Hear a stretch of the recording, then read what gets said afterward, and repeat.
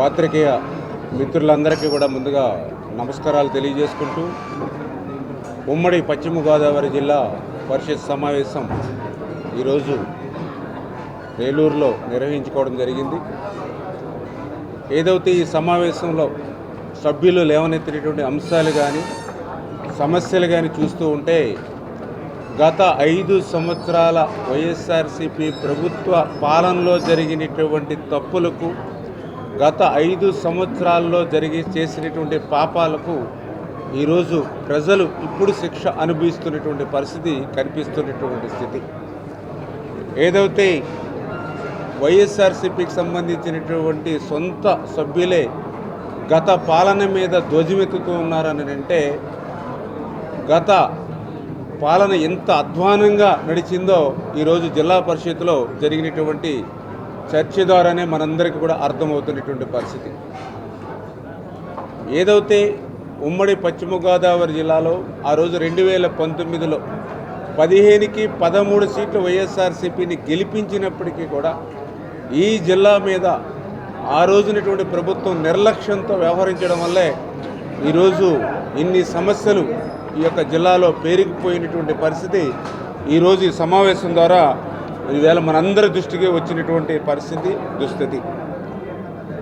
ఏదైతే ఈరోజు చాలా క్లియర్గా సమీక్ష సమావేశంలో కూడా అధికారులు కూడా చాలా గట్టిగా కూడా చెప్పడం జరుగుతుంది. ఈ రోజునటువంటి సమావేశంలో ఇంకా అధికారులు పూర్తి సన్నద్ధంగా రివ్యూకి సంబంధించినటువంటి ఇన్ఫర్మేషను పూర్తిగా, అంటే గత 5 సంవత్సరాల పాలన ఏదైతే గాలికి వదిలేశారో ఆ పాలన నుంచి ఇంకా బయటికి అధికారులు కూడా రావాల్సినటువంటి అవసరం ఉంది. ముఖ్యమంత్రి చంద్రబాబు నాయుడు గారు కూడా ఖచ్చితంగా ఒకటే చెప్తూ ఉన్నారు, 95 సీఎంగా పరిపాలన చూడబోతూ ఉన్నారు ఈ రాష్ట్రంలో అన్నారు. దానికి తగ్గ రీతిలో అధికారులు కూడా సన్నద్ధం కావాలి. ఎందుకు చంద్రబాబు నాయుడు గారు ఆ మాట చెప్తూ ఉన్నారనంటే ఆ రోజు 2014లో రాష్ట్ర విభజన కంటే ఎక్కువ నష్టం ఈ ఆంధ్రప్రదేశ్ రాష్ట్రానికి గత 5 సంవత్సరాల పాలన వల్ల ఈ రాష్ట్రానికి వచ్చింది. ఒక పక్కన చూస్తే 14 లక్షల కోట్ల అప్పుల్లో ఉన్నటువంటి రాష్ట్రం, ఇంకొక పక్కన ఈ రాష్ట్రంలో ఉన్నటువంటి వనరులన్నీ కూడా సంపదంతా కూడా లూటి అయిపోయినటువంటి పరిస్థితి గత 5 సంవత్సరాల్లో. ఇటువంటి పరిస్థితుల్లో మళ్ళీ ఆంధ్రప్రదేశ్ రాష్ట్రంలో మళ్ళీ అభివృద్ధి పదంలో నడిపించాలని అంటే ఇప్పటికీ ఇంకా పారిశ్రామికవేత్తలు కానీ పరిశ్రమలు కానీ రావాలని అంటే ఇంకా ఏదైతే గత 5 సంవత్సరాల భూతం ఏదైతే ఉందో అది ఇంకా పోలేదు అనేటువంటి భయం ఇంకా పారిశ్రామికవేత్తల్లో కనిపిస్తూ ఉన్నటువంటి పరిస్థితి. అటువంటి స్థితిలో మళ్ళీ ఈ రాష్ట్రాన్ని అభివృద్ధి పదంలో నడిపించాలనేటువంటి, మళ్ళీ అభివృద్ధిని సంక్షేమాన్ని మళ్ళీ 2 కళ్ళగా ఈ రాష్ట్రంలో చేపట్టాలనేటువంటి ఎన్డీఏ తెలుగుదేశం జనసేన బీజేపీ ప్రభుత్వం ఆశయం ఏదైతే ఉందో దానికి అనుగుణంగా మన జిల్లాలో కూడా మళ్ళీ అభివృద్ధి సంక్షేమాన్ని ముందుకు తీసుకెళ్ళి పశ్చిమ గోదావరి జిల్లా ఉమ్మడి జిల్లాని మళ్ళీ అగ్రస్థానంలో అభివృద్ధి సంక్షేమంలో నిలపడానికి మేము మా సహచార మంత్రులు అదేవిధంగా అధికారులతో కలిసి పనిచేస్తామని చెప్పి కూడా మీ ద్వారా తెలియజేసుకుంటూ ఈరోజు కూడా ప్రత్యేకంగా ఈరోజు సమావేశంలో కూడా చూసాం. ఏదైతే వ్యవసాయానికి సంబంధించి ప్రధానంగా అనేకమైనటువంటి సమస్యలు, అంటే గత 5 సంవత్సరాల్లో ఎక్కడైనా ఒక లాకులకు కానీ ఒక అవుట్స్లూయిస్కి సంబంధించినటువంటి షట్టర్స్ కానీ ఏదైతే డోర్స్ కానీ రోప్స్ కానీ రిపేర్లు మాట అటుంచి కనీసం గ్రీజ్ కూడా పెట్టి మెయింటెనెన్స్ చేయలేనటువంటి స్థితి వల్ల ఈరోజు ఏ చిన్నపాటి వర్షం వచ్చినా ఏ చిన్నపాటి డ్రైన్ పొంగినా కూడా వేలాది ఎకరాలు ఆయకట్టు నీట ములుగుతుందని ఏదైతే సభ్యుల ఆవేదన ఏదైతే ఉందో, ఏదైతే గత 5 సంవత్సరాల్లో ఒక్క తట్ట మట్టి కూడా సిల్ట్ తీయనిటువంటి పరిస్థితి, మేజర్ మైనర్ డ్రైన్స్లు ఏవైతే ఉందో పెద్ద ఎత్తున ఏదైతే రైతాంగం నష్టపోతున్నారని ఏదైతే సభ్యులు చెప్తూ ఉన్నటువంటి పరిస్థితి ఏదైతే ఉందో, ఆఖరికి గురబడెక్క తూడు వంటి వాటికి కూడా నిర్లక్ష్యం ఏదైతే ఉందో మరి వాటన్నిటి మీద కూడా ఈరోజు ఎన్డీఏ ప్రభుత్వంగా మేము రాబోయేటువంటి రోజుల్లో ఒక ప్రణాళికాబద్ధంగా వెళ్ళి ఏదైతే ఎమర్జెన్సీ వర్క్స్ ఏవైతే ఉన్నాయో అవన్నీ కూడా టేకప్ చేసి రాబోయేటువంటి రోజుల్లో మళ్ళీ వ్యవసాయాన్ని ఒక లాభసాటిగా రైతాంగాన్ని కాపాడేటువంటి విధంగా ముందుకెళ్తామని కూడా ఒక భరోసా మీ ద్వారా కూడా ఈవేళ ఈ యొక్క జిల్లా రైతాంగానికి కూడా అందజేస్తున్నామని చెప్పి తెలియజేసుకుంటూ, అదేవిధంగా మరీ ముఖ్యంగా ఏదైతే హెల్త్కి సంబంధించి ఈవేళ చాలామంది సభ్యుల్లో కూడా ఒక ఆందోళన. గత 5 సంవత్సరాల్లో ఏదైతే మరి యొక్క హాస్పిటల్స్ కానీ అదేవిధంగా పిహెచ్సి సెంటర్లు కానీ నిర్వీర్యమైపోయినటువంటి పరిస్థితుల్లో అక్కడ సరైనటువంటి ఏదైతే సిబ్బంది లేనిటువంటి స్థితి, ల్యాబ్స్ అందుబాటులో లేనిటువంటి స్థితి, అదేవిధంగా సంబంధించిన మెడిసిన్స్ కానీ ఇట్లా ఏవైతే కొరత ఉన్నటువంటి స్థితిలో మరి ఈరోజు కూడా విష జ్వరాలు విజృంభిస్తున్నటువంటి స్థితిలో ఏదైతే ఇబ్బందులు కష్టాలు ఏవైతే ఉన్నాయో అనుమతులు లేకపోయినా కేవలం ఎన్నికల ప్రచారంలో భాగంగానే మరి చాలా ఆసుపత్రులు పేపర్ల మీద అనుమతులు ఇచ్చినట్టుగా ఏదైతే మరి చేసి ప్రజలు మభ్యపెట్టాలనేటువంటి ప్రయత్నం చేశారు. ఇవన్నీ కూడా ఈరోజు ఆ యొక్క సభ్యులు ఇచ్చినటువంటి మరి ఏదైతే ఆ చర్చలో కూడా మనకందరూ కూడా గత ప్రభుత్వం చేసినటువంటి తప్పులన్నీ కూడా వెల్లడవుతున్నటువంటి పరిస్థితి. అందులో కూడా పర్టికులర్గా ఏదైతే ఈవేళ పశ్చిమ గోదావరి జిల్లా పక్కనే గోదావరి ఉంది, కానీ తాగడానికి మనకి మంచినీళ్ళు లేనిటువంటి పరిస్థితి ఉంది ప్రతి గ్రామంలోనూ. మేము కూడా మొన్న ఎన్నికల ప్రచారంలో కానీ అంతకుముందు పాదయాత్రలో కానీ బాదుడు కార్యక్రమాలు ఇట్లా పార్టీ కార్యక్రమాల్లో మేము గ్రామాలకు వెళ్తున్నప్పుడు అందరూ ఒకటే చెప్పారు, ఏదైతే ఇక 4-5 సంవత్సరాల్లో కనీసం పంచాయతీలకి చిల్లి గవ్వలేక ఒక బ్లీచింగ్ బస్తా కొనుక్కోవాలన్నా, ఒక ముగ్గు కొట్టాలన్నా, ఆఖరికి ఒక చెత్త రిక్షా తోలేవాడికి ఆ 5,000 రూపాయలు ఇచ్చేటువంటి పరిస్థితి కూడా సర్పంచులకి లేక భిక్షమెత్తుకునేటువంటి పరిస్థితి మా సర్పంచులకి పంచాయతీలకి ఉంది. దానివల్ల ఏదైతే త్రాగునీరు మొత్తం మరి కలుషితమైపోయినటువంటి పరిస్థితి. ఈవేళ గ్రామాల్లో ఇచ్చేటువంటి నీరు కల్లాపు వేసుకోవడానికి, అంట్లు తోముకోవడానికి పనిచేస్తుంది. కనీసం అన్నం వండుకుంటుంటే రైస్ కూడా వైట్ కలర్ మారిపోతుందని ఏదైతే గ్రామాల్లో చెప్పినటువంటి పరిస్థితి.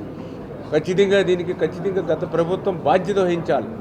ఎందుకంటే ఆ రోజు 2014-19లో ఆ రోజు నారా లోకేష్ బాబు గారు పంచాయతీరాజ్ శాఖ మంత్రిగా ఉన్నప్పుడు ఏదైతే ఈ యొక్క పశ్చిమ గోదావరి జిల్లాలో ఉన్నటువంటి త్రాగునీరు సమస్యను ఆయన దృష్టిలోకి వెళ్ళినప్పుడు ఒక పైలట్ ప్రాజెక్టుగా తీసుకుని 800 కోట్ల రూపాయలు అక్షరాల ఆ రోజు మన వెస్ట్ గోదావరికి త్రాగునీరు కోసం కేటాయింపులు చేస్తే గత ప్రభుత్వం అధికారంలోకి వచ్చిన వెంటనే వాటిని రద్దు చేసేసినటువంటి పరిస్థితి.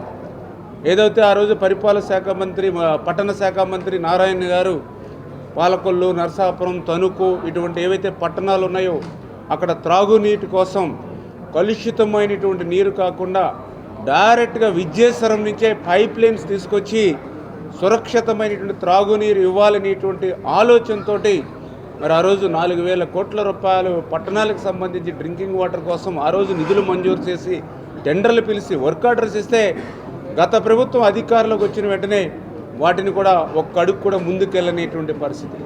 అంటే ఈ రకంగా నిధులు కేటాయించిన ఏదైతే టెండర్లు పిలిచి వర్క్ ఆర్డర్లు ఇచ్చినా కూడా గత 5 సంవత్సరాల పన్నులు నిలిపివేయడంతో మరి ఈవేళ గ్రామాల్లో కానీ పట్టణాల్లో కానీ ఆ సురక్షితమైనటువంటి నీరు లేక ఈరోజు మరి అటు అనారోగ్యాన్ని కొని తెచ్చుకుంటున్నటువంటి పరిస్థితి, ఇంకొక పక్క విషజ్వరాల బాటన పడుతున్నటువంటి పరిస్థితి.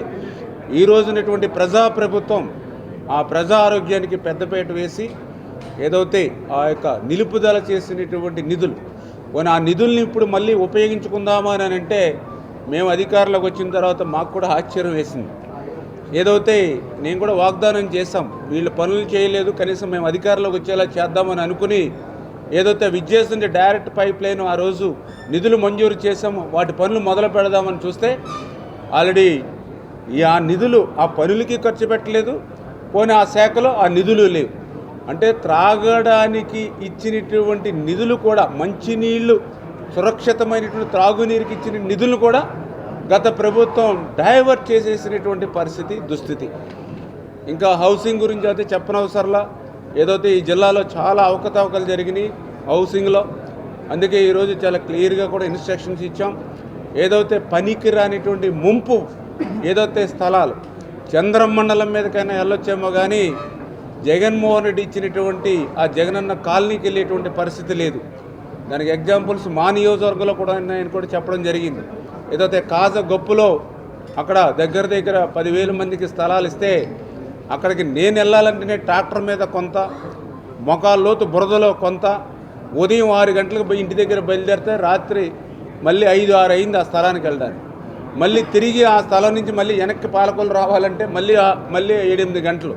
అంటే వెళ్ళడానికి రావడానికి రోజంతా సమయం సరిపోయేటువంటి పరిస్థితి. తీరా వాళ్ళు ఇచ్చినటువంటి స్థలంలో చూస్తే పేకల్లోతు నీళ్ళల్లో ఉన్నటువంటి పరిస్థితి ఆ స్థలాలు. అంటే ప్రభుత్వమే పూడ్చలేకపోయింది 5 సంవత్సరాలు అంటే సామాన్యుడు ఆ సెంటుని ఎట్లా పూడ్చగలిగేటువంటి పరిస్థితి, దుస్థితి. పోనీ అక్కడ ఇచ్చినటువంటి లేఅవుట్లు కూడా చూస్తే ఎంత దుర్మార్గం అంటే పేదలంటే గత ప్రభుత్వానికి ఎంత చులకన, మహిళల ఇళ్ళు అంటే ఎంత చులకన.